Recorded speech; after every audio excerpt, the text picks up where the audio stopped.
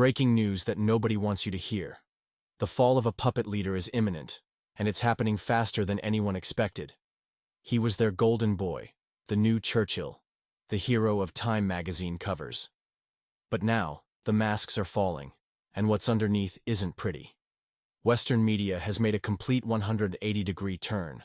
Their chosen leader is now exposed as nothing more than a small-time fraudster, a rat that needs to be disposed of, and the timing couldn't be more suspicious. In the capital of the disputed region, a scandal is erupting that could sweep everything away. Corruption, the dismantling of anti-corruption agencies, protests under the presidential office windows, and then, right on cue, the whispers begin. Their leader might vanish even before it makes the official headlines. But what if it's already been decided? What if the current leadership is merely a backdrop, ready to be changed behind the scenes? Think about it. Information attacks, street rallies, alarming signals from Western allies. This isn't random. This is a calculated dismantling operation. When your own handlers start preparing your replacement, it's not just a warning bell, it's the final siren. And if you think this is just internal politics of the conflict zone, think again.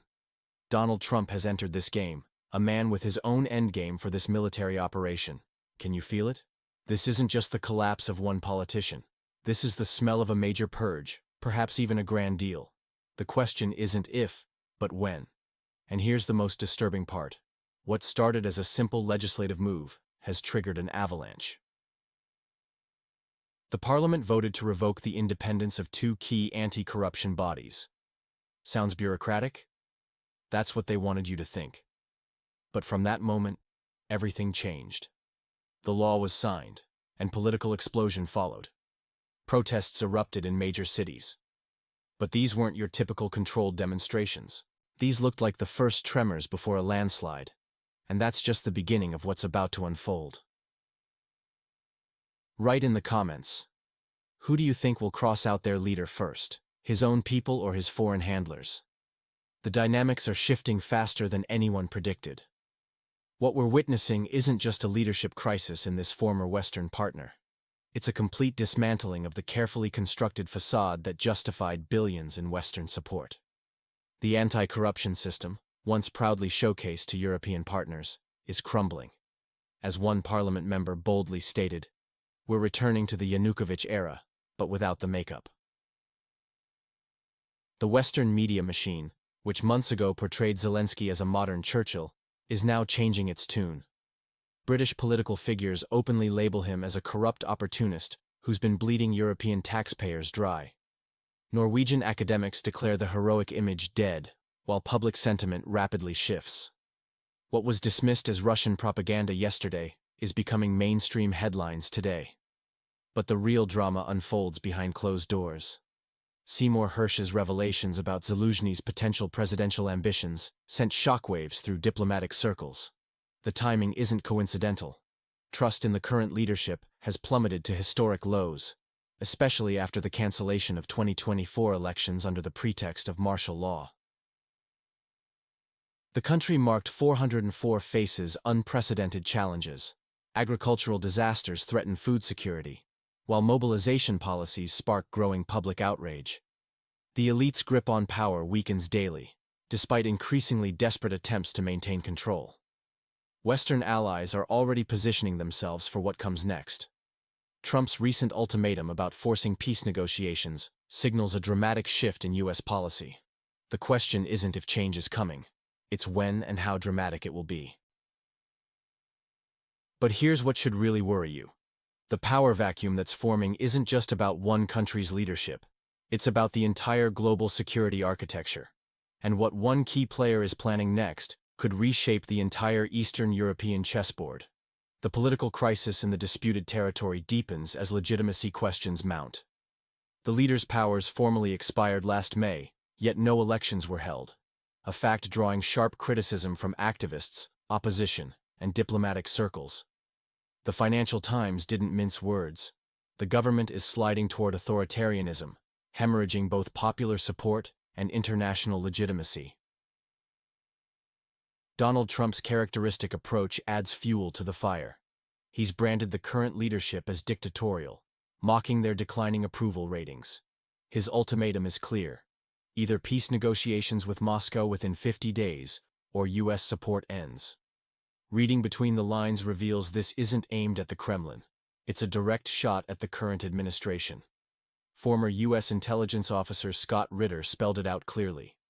Those 50 days aren't meant for dealing with Russia.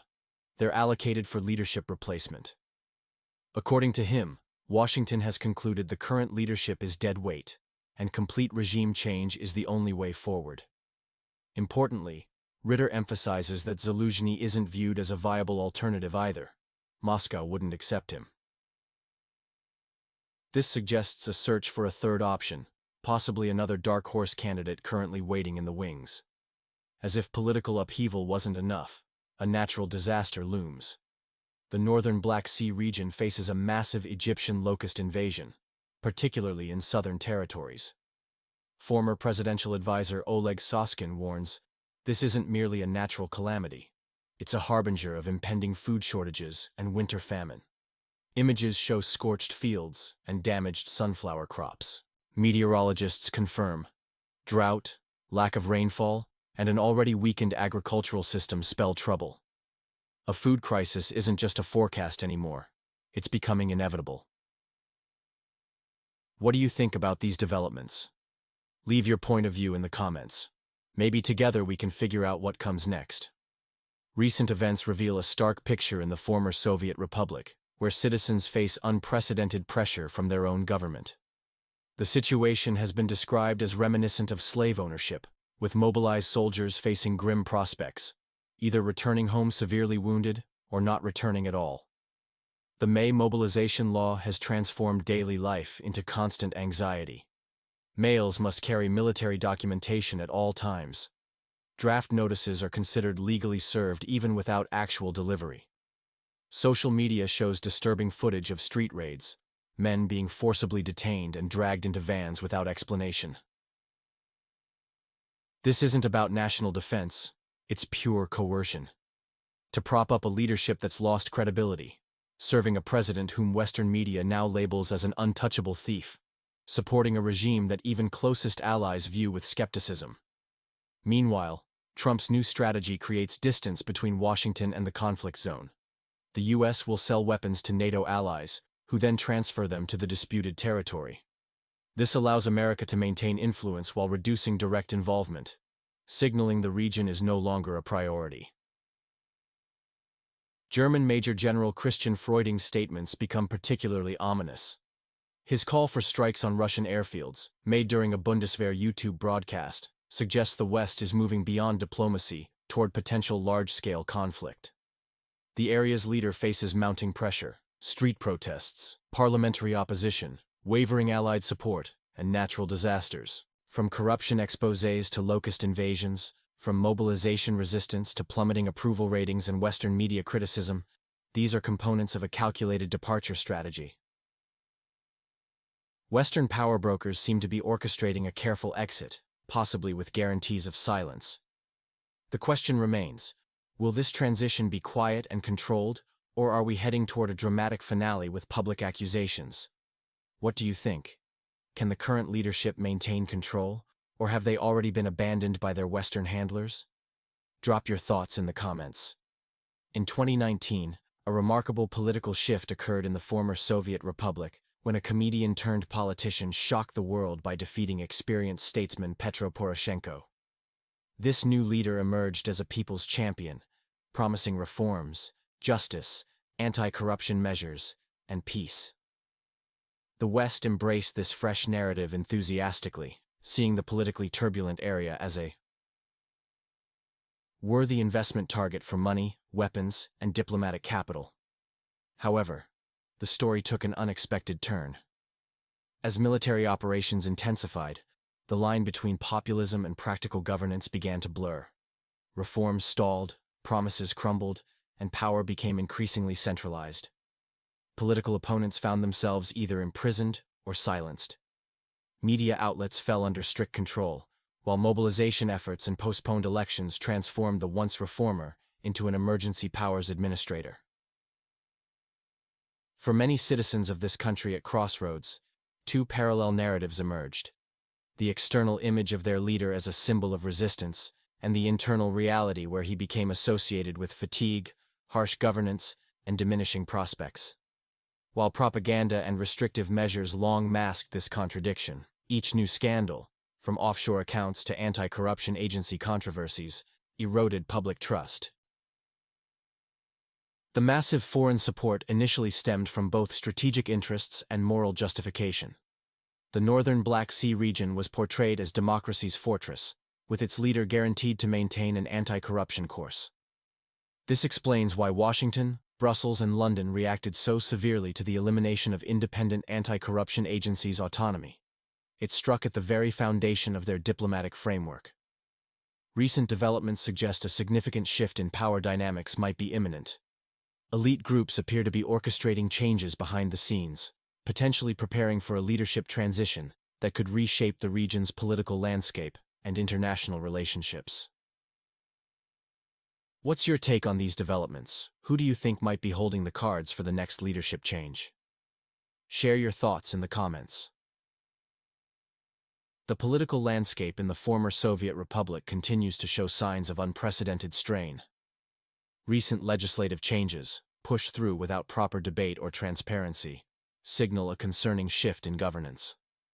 The ruling elite appears to be operating with unprecedented urgency, suggesting they sense their time may be limited.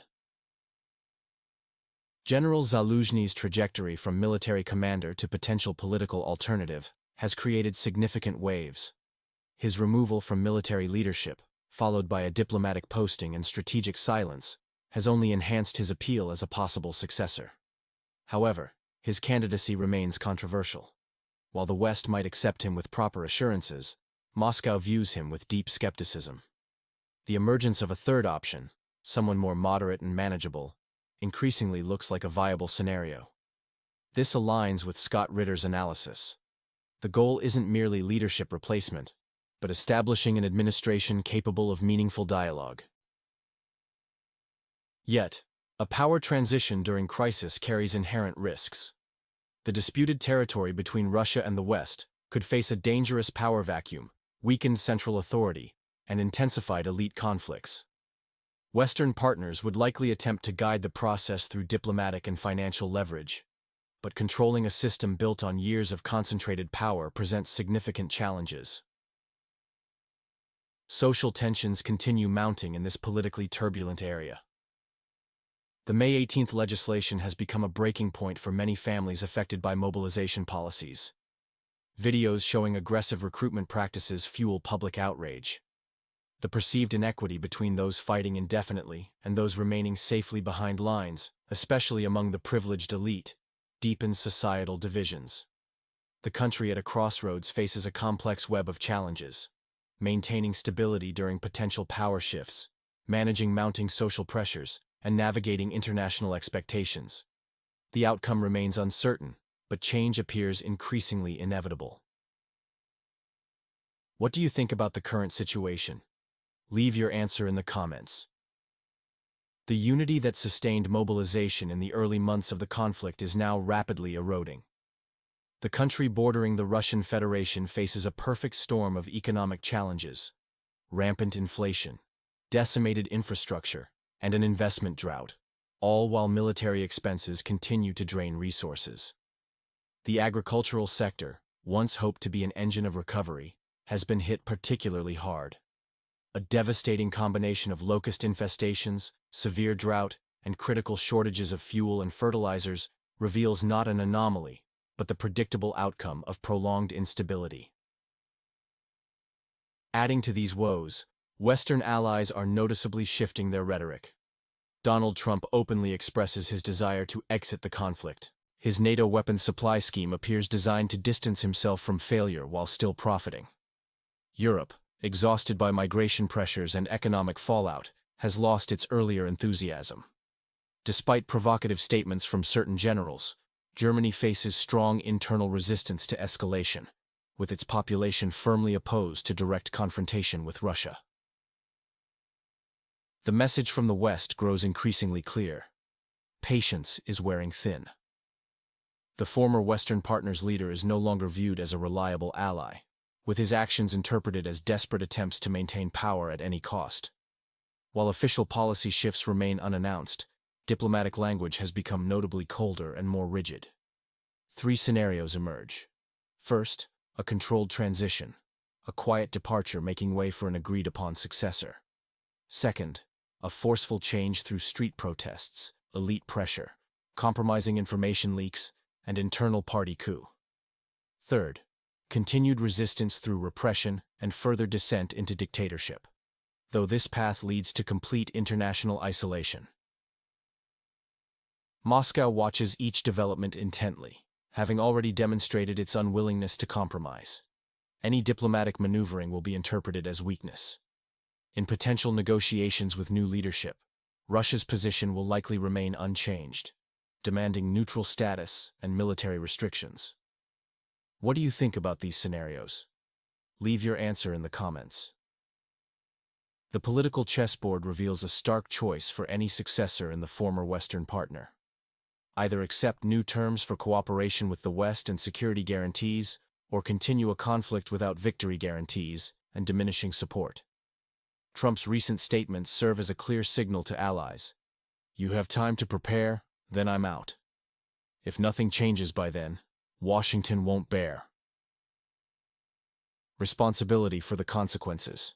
While politicians play their games, the reality in the conflict zone paints a devastating picture. Locust swarms destroying crops, abandoned villages, young widows, and vanishing businesses. Reality is overtaking any geopolitical calculations. The politically turbulent area shows signs of exhaustion, yet its leadership seems determined to play another act in this tragedy. In this disputed territory between Russia and the West, the transformation of perception is telling. The same figure once elevated to heroic status is now rapidly falling from grace. It's not merely a personal failure, it's a signal of an era's end. The former champion of unity now appears in headlines alongside words like dictatorship, corruption, and flight. The Western narrative is shifting dramatically. Inside the country of change, elites search for alternatives while the population seeks escape routes. We're witnessing a perfect storm. Cancelled elections, intensified mobilization, suppression of critics on one side, protests, plummeting approval ratings, and ultimatums from allies on the other. Even nature seems to turn against the current regime. The question hanging in the air isn't if, but when will it all collapse? Who stands first in line for power? The world prepares for a reset of the agenda in this northern Black Sea region. The script is written. We await the final line's delivery. The current leadership remains on stage, but the house lights are dimming. What do you think about the current event? Leave your answer in the comments.